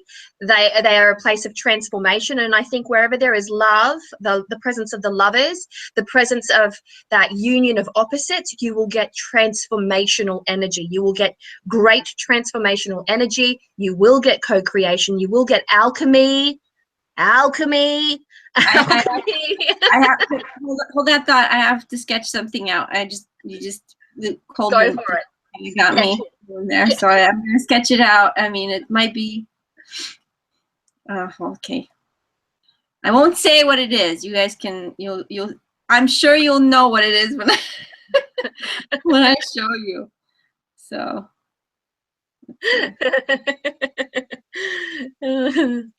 That's exactly right. What have we got? I'm just going to go to. I use politically correct word. Didn't want to offend anyone. Yes. Lots of yeses from me, guys. I wish there was a lover's card that used the old myth about humans having 2 heads, 4 legs, 4 arms, etc. Maybe one day there will be. Passion, naked, sex. Yes. Sensual intimacy, yin and yang. You still can do it. Yes. Why does it need to be one set of lovers? Why not a few different ones in the same card? Not a group thing, like a cycle. Gargoyle Mistress, I'm not sure if you meant for that to sound like an orgy, but it does. It sounds like an orgy. Yes, Druidcraft, all-time favorite. Yes. Ha. Yes. No, I think for the lovers, what we're looking for here. Let me go to. I'll show you something quickly. Yes. Okay. So. All right. Okay. So. All right. So imagine this is the cauldron. Yes. And this is like a yin and yang representation. This is all black, kind of coming through, and then this is all like white. So it'll be like very, and it's all you see is like you will see the there's no like skin tone. It'll be like mostly like white, very like clear, two energies kind of coming through from the cauldron itself. Oh, I like it. I need some hair in there, though. I'll need some hair. I'll need a beard from him, a strand of hair from her. Very subtle. Very subtle. But like the intertwining of those, you know. How about you want to twine them in the... okay, hold on.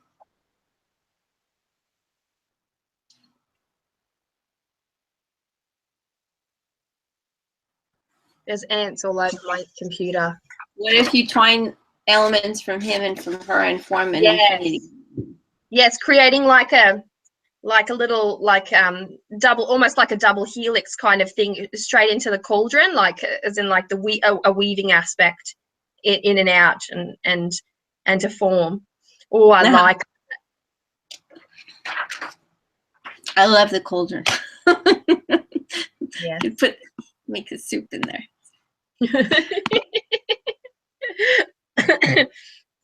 Okay, so I'm thinking as far as color goes, there has to be some red in there. There will obviously be the color of the cauldron, which will either be black or stone gray. Okay. But the floor, if emphasis could be placed on green on the floor, I find green to be a very fertile color. And because it's bonestone and earth flesh, I think moss, lots of moss. I was going to say, why don't we just put like actual, like leafy, like grass, moss kind of stuff? Yes, moss a bit on the cauldron, moss around the edges. Yes. And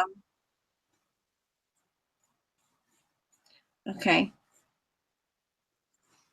Is it too freaky to put like on the mossy floor to have like fungi? Because that would suggest kind of like ecstatic elixirs, like out of body experience, ecstatic elixirs. Where are we put? I didn't hear that. I'm sorry, it kind of broke up.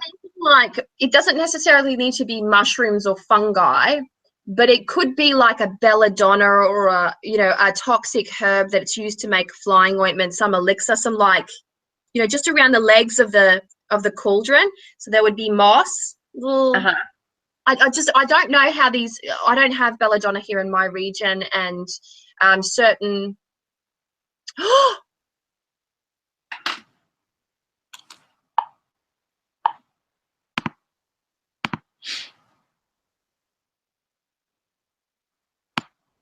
I can't make it. I can't explain it. I just thought mandrake, the root. Mandrake. The root. But I can't. You know what? I don't know how that would fit in, but it just, there's so much. Mandrake is so like, you know what I mean? Yeah. I'm trying to think how we can bring that in.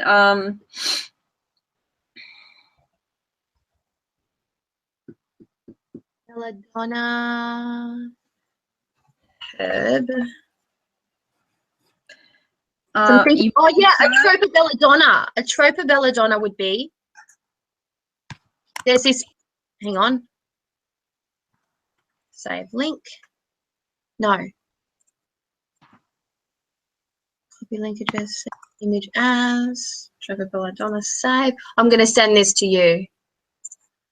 Belladonna, doesn't it have like the black little purple, like indigo almost? It's an almost indigo. I think I have that in my yard.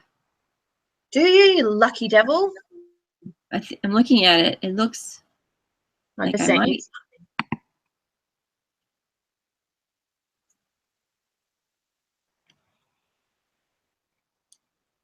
See. I'm getting some really weird flowers. Yes, I see that. Yes, pretty.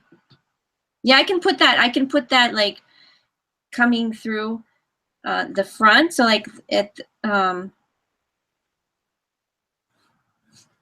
behind the leaf, like you have the where the leaf is at the bottom that holds the name of the card. Yep.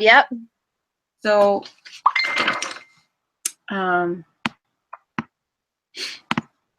let's see, like this. So like yeah. So this would be the leaf where the placement is, right? That's the leaf. Yeah. Behind it, we could put the belladonna flowers. We can have some grass and like have it on the ground. Fabulous. And then kind of coming out of it. Fabulous. That's perfect. And then I like that. Eruption out of the cauldron. I think that there needs to be a real use of subtle detail there, so that there's still detail and passion and expression there, but without having all the rest at the back of the head, for instance, like just like that real merging of. I don't think you need it. I mean, if you see this, I mean, you know that they're lovers. I mean, There's a little something there, yeah. There's no like, are they friends? Are they, you know? That's exactly right. That is exactly right.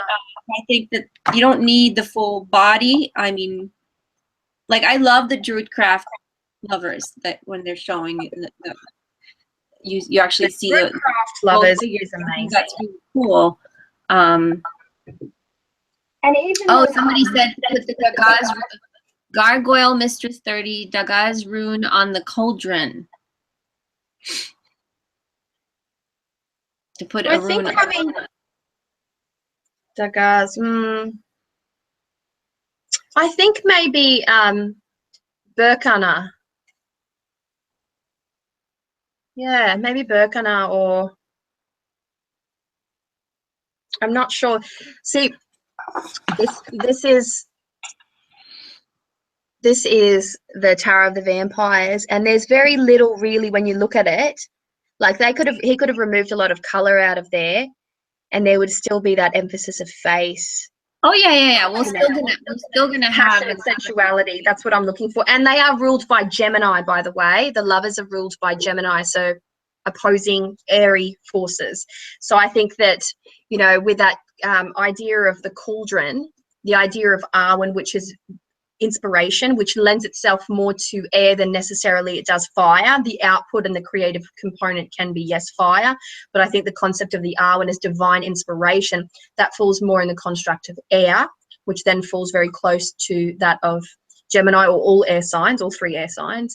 But Gemini is that opposing opposites. There's such an interesting energy. My father's a Gemini. So is my dad. Yay! Yay to Geminis. Hello to all our Gemini friends out there, and all our Virgo friends, because we've worked with Gemini and Virgo today. So yes, I'm very down with that. And a lovers. There's the lovers. Any other? Is there any other elements? Any other symbolism there that we could add? I'm thinking.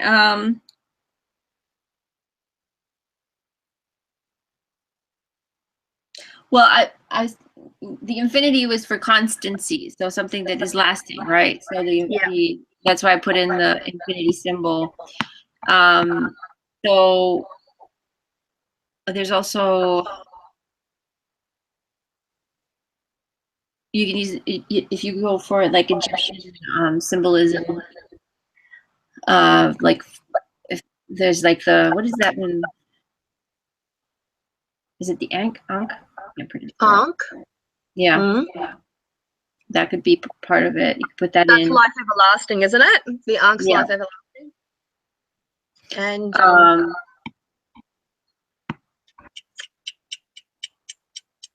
hang on.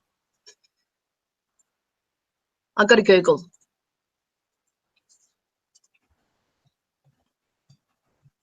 I'm just going to read what, let's see. Nikki Sparkle is a Gemini. Yay. I think Geminis are very creative people. Yes. I think they're very good at lateral thinking. Oh, the Khalida. I don't know if that's how you pronounce it. Do you know what I mean? I'm looking. It's the two hands, the heart, and the crown. I'm just looking at symbolism for lovers.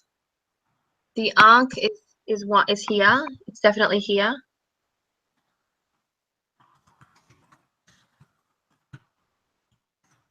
There's also that sun and moon, the traditional sun and moon symbolism, the merging of the two. Mm-hmm. Interesting. There's some really interesting stuff here. I feel like I'm on drugs. Ooh. Okay. as you scroll down, I feel like I'm edging into the darker parts of the internet. How about you put a spoon in the cauldron, Lynn Soriano? Give it a good mix. I don't think it needs mixing. I think that Arwen is really, you could have some fire underneath the cauldron, if anything. I don't think that that's necessary either. Well, you have two symbols. You also have the plant, the symbolic representation of the plant, the belladonna. There needs to be another plant in there. The belladonna is a sedative, isn't it? Yes. It will help. Drunk with love, you know.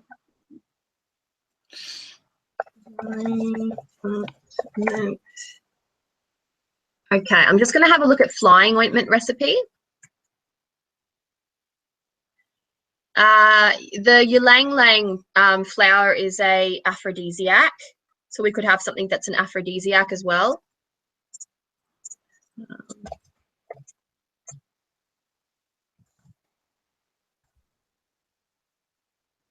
It's yellow. It's like a stringy sort of yellow. Which one? Ylang ylang. Ylang ylang. Yep. That is Y-L-A-N-G. Y-L-A-N-G. Ylang ylang. Okay, I'm just going to find this little recipe for a flying ointment here. If anyone wants to know where I'm looking, I'm actually looking on Sarah Ann Lawless's website, what herbs were used. The Solansia family, belladonna, datura, hebane, and mandrake. See, I was right with the mandrake. I was right with the belladonna. I was thinking wolfsbane. I forgot about the datura. So foxglove, monkshood, hemlock, opium poppy. The poppy could be poppy. I like poppy. Poppy. Yeah. Poppies are gonna make it pop because they're red. So yeah, yeah, that's exactly right. I'm just gonna have a look at some of these. You could have foxglove or hebane. Hang on, I want to look. Datura. It's been ages since I've looked at the forms. Datura. I think chocolate. We need chocolate in there. Oh yes. That's a good.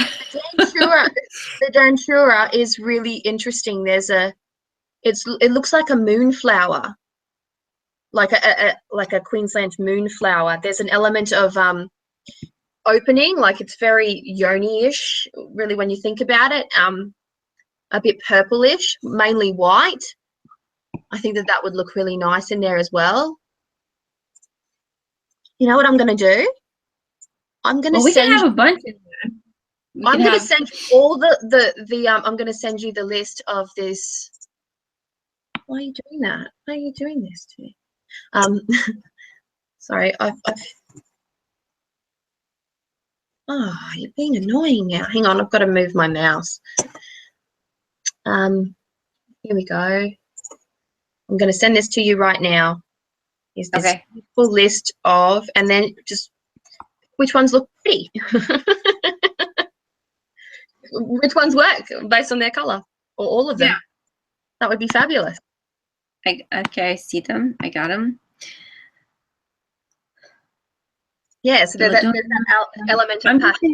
I'm gonna do, when I start sketching it out, I'm just gonna do a search. I'm gonna just put a couple of the ones that look really like they would really work with the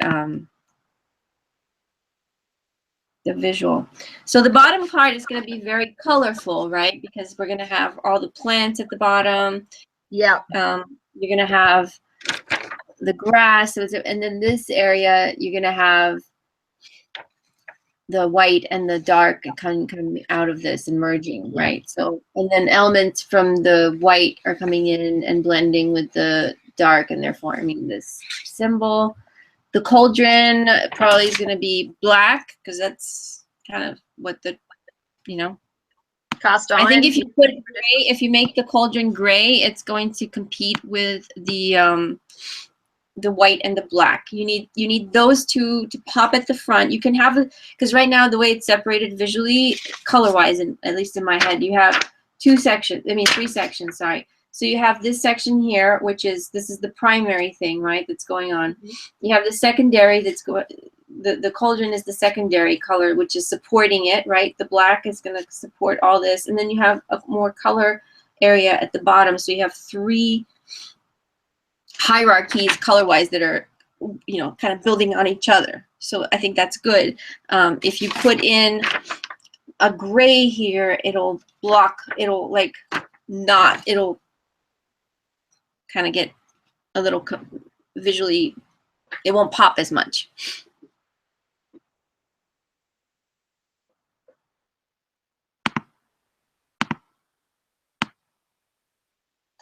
Does that make sense? Yeah, sorry, you froze a little bit, and I think that's because my husband's calling. So did you. So did you.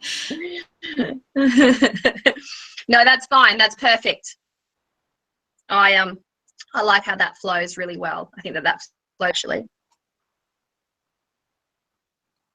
Okay. Yeah. I think that that's perfect. Looking at it, looking at it, looking at it, looking at it, looking at it. I like it. I like it. Okay. Does anyone have any questions? So, does anyone have any lovers questions?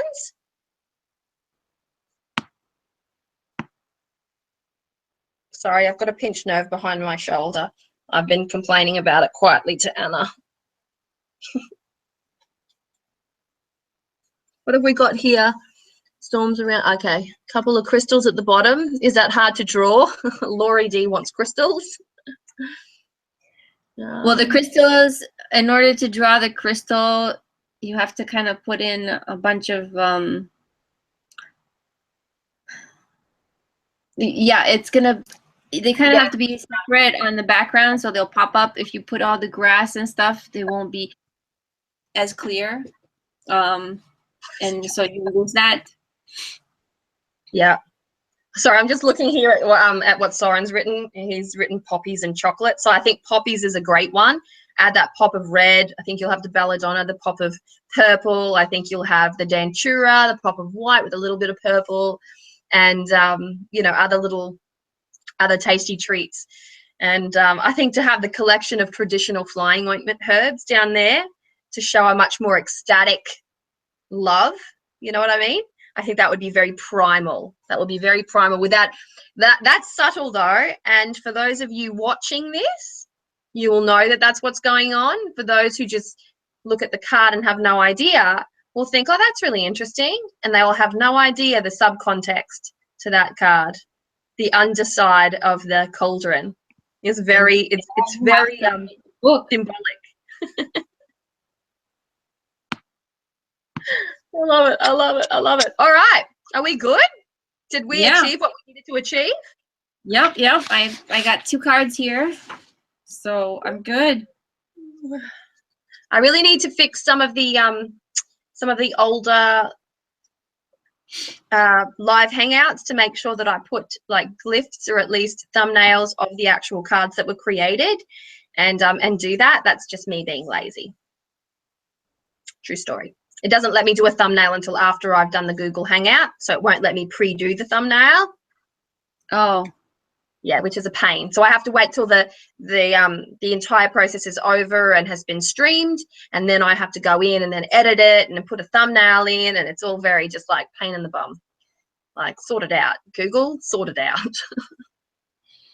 All right, folks, if there's no questions, let us, hang on. When does the deck go on pre-order? Soon. It will go on pre-order very soon. I can't tell you with any further detail. I have sorted out postage and handling, but then after I sorted out postage and handling, I was made aware of GST. So we have GST here in Australia. So plus 10% and then also an import fee.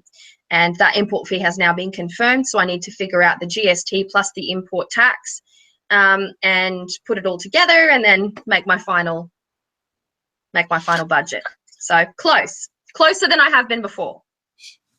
Oh, okay. I got it. Oh, Okay. this one's for you, Yes. Anna. Dale.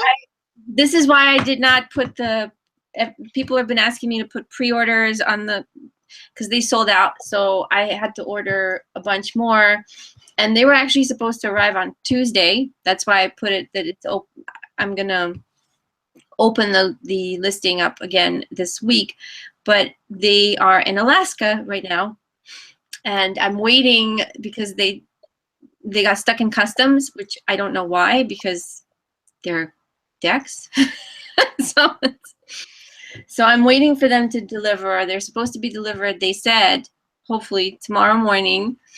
And if they don't, then Friday, but it's already on the way. So it's been, it's been traveling since last week. And so much for the 4-day. I paid extra to get them in 4 days. And so much for the 4-day thing. Gotta love the customs guys. So yes, they are coming out. I am going to post them up as soon as I get them in, and I open because I want to check on them, because some can get dented and all that. So then I have to make sure that they're looking okay. And once they get in and they look fine, I will open the listing up. But it's going to be this week. The moment I get the decks, I will put up the listing. I just don't want to do pre-orders with those particularly, because they've been out for a while. And then if I do it and then something, God forbid, happens with the deck, like for instance, if they get lost on the way now, then I'm pretty much screwed. So. It's a thing, isn't it? It's one of those things. It's a pain in the bum. Yeah, hopefully, you just can't count on anything, which is why you have to really overcompensate for time. Yeah. Anna, do you have a deck of cards near you at all? I have multiple cards. All right. They're asking for a bit of a card pull, and I thought we could go ahead and just pull a couple of cards. I just got this. Okay, so I bought this oracle. I traded it actually with Elise. I traded it with Elise. She wanted the echoes, and I wanted this. So, oh, that's nice. We're gonna trade. So I'm playing around with the wisdom of the oracle. Do you have these? Yeah, I do. It's a pretty deck. I actually really like it.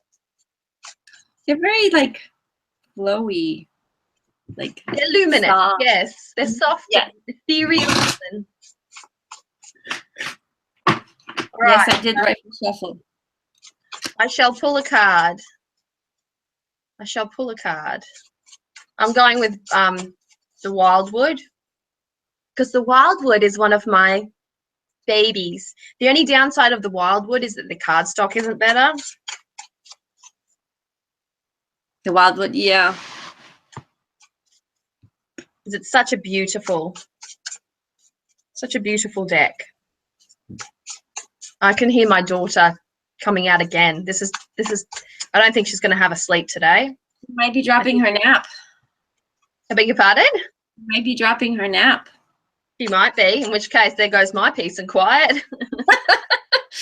Yeah, both my kids dropped their nap around 2.5, 3.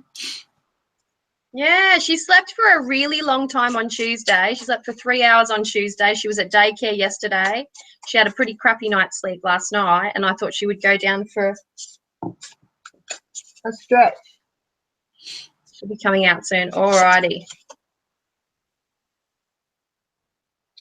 We've got the Knight of Arrows. So we're looking at swords here, technically. Mm-hmm. So there's an element of change coming into the equation, which is very interesting. Change oftentimes, I'm paranoid. Stalked by my 2-year-old.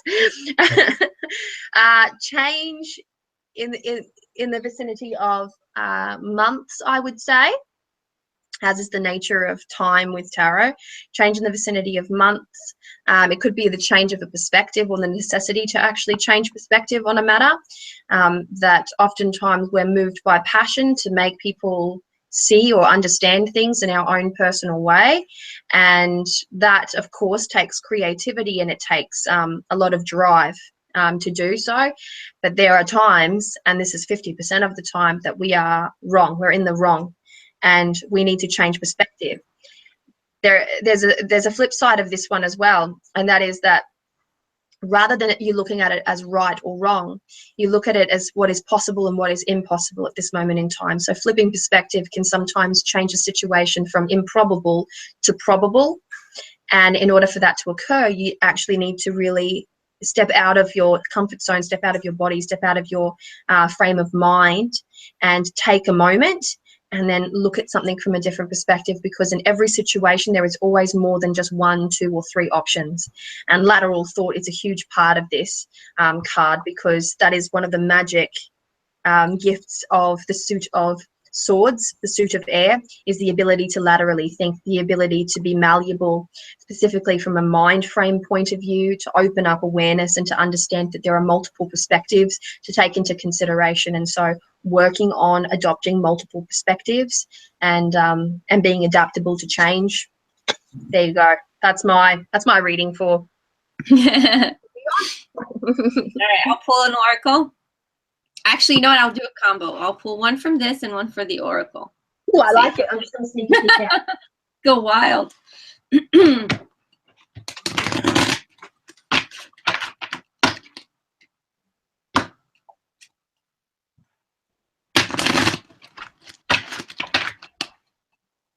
Okay. Wisdom. Okay, so from the wisdom of the oracle, you have Treasure Island. Ooh. So what I'm getting at is that you have to, there's something out there that can be attracted, the idea of treasure, but treasure can come in different forms. So it can be financial, or it can be also spiritual. So that depends how you view treasure. So if you're actually looking to evolve more spiritually, then the treasure of the soul, versus, or if you're trying to gain more financial stability, also searching for treasures. But the fact that it has a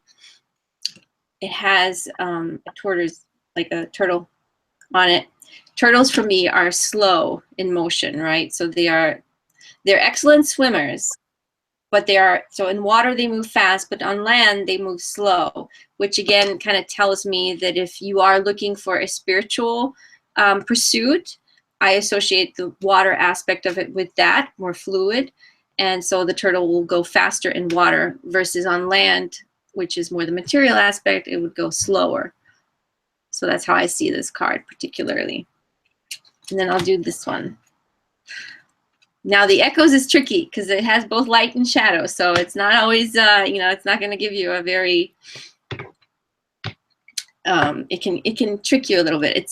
It'll show you the aspects that you sometimes are not aware of. And I did actually, a lot of people ask me, I did edge my own deck. I wanted it to be printed with black edges, and they couldn't do it, so I edged my own deck. I know. Creative control. Yes, I took matters into my own hands, and now I can't do that for every deck that I sell. I'm not gonna open up their own, each to their own. Okay. Let's see. And from this one, okay, so this one I pulled vulnerability. So vulnerability is the way this shows is the shell, that somebody's coming out of the shell. Now, when you actually expose yourself, you do feel vulnerable. So there's that aspect, if you do let your guards down, that it can affect you. You are going to, there's a potential of feeling hurt or feeling like people can come at you. But I think that the way this card speaks right now, particularly, is that in order to achieve something, achieve what you're looking for, you do need to be somewhat vulnerable. And in combination with the previous card, it kind of works, because in order to get to the treasure island, you have to let yourself be open to the possibilities that can come out there. So if you retreat from it, then you're not going to get it, versus if you step out of your own shell, then you will. So there you go. That's the oracle. beautiful. I like that a lot. And I just noticed that this was in regards to, she was like, to know about employment. So take everything that was said there. Take it. So employment, since it's it has to do with materialistic aspect, right? Because you're looking for money and to support yourself financially. It is coming. The way I'm seeing it, it is coming, but it could be at a slower pace. It would be easier if you were to put yourself out there more. So exactly, that can mean sending more applications, casting a wider net. So if you're going to apply for a job, don't just zoom in on your ideal job, but then kind of cast a more open net in order to get that to move a little faster. That lateral perspective that I was talking about, there are multiple options to be considered here, and also because specifically in the nature of employment as well, when looking at the Knight of Swords, which in this case is arrows. Hang on. Yes, arrows. Hang on, it's arrows? Oh, Wildwood, you always stuff me up. Arrows would be air. No, I think it's air. This could be fire. Hang on, I've just got to, because there's arrow. Yeah, no. I'm right. Arrows is air. Yes. So when looking at this from the Knight of Swords point of view, digital accuracy is important. So those who are ruled by the element of air have attention to detail to consider, and also digital communications is very much governed by the court in the suit of swords, particularly in this modern era. And so when we're looking at the knights have an element of movement to them, and so pumping out the resumes and really refining your resumes and really refining your digital communications, and like Anna said, casting a wide net in which to throw those arrows out in all directions will be beneficial to you in your attempt to gain much more meaningful or even lasting employment. There you go. Well, together. Nice. All right, guys. Well, we are going to wind this up now.